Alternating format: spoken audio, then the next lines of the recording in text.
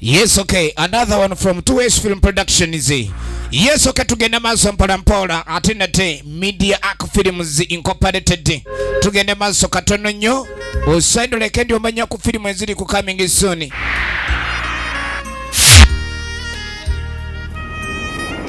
Songe nemanyidwanga The Innocent Girl kwa munaku. Tuchalengera Akalango kayo katono mbili go.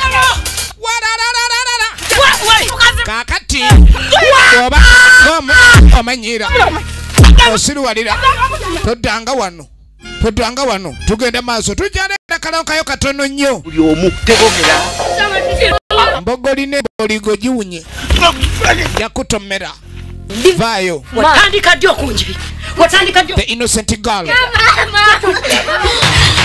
bana banja bakulide mu kubona abonanga babona abonyezebwa akakitabwe na yabisere bisinga oli okubonya abonya yinzo kuyita okugonjola fuka chalo omutusiru walira bana bae bali batamba mumbulire bali afene n'ensigo zaamu tebawena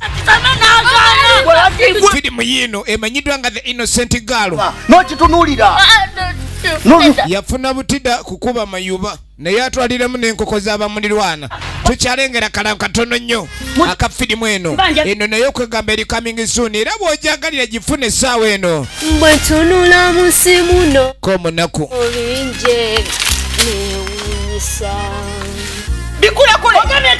onsiruwaza nkugamba oya onsengudde ebibuno eyakubye wendi era nkwongera yawandikibwa Mwanja Stephen gwemanyiga kabanana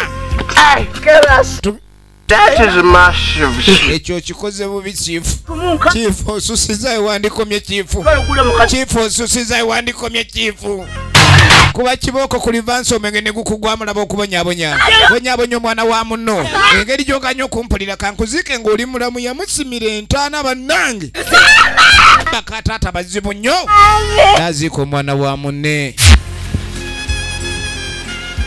egenda maaso nwange ekifuna ono bamukubye ekiboko ku livansi naye omwenge gwadde gulemedde mu bigabega naye gadde gulinnya nalubega Grace Mangada amasonyi okulekera omuntu akujukiza amagufa nenanga yakondeko oli muto nnyo kasina kyakola ebintu byeyononeka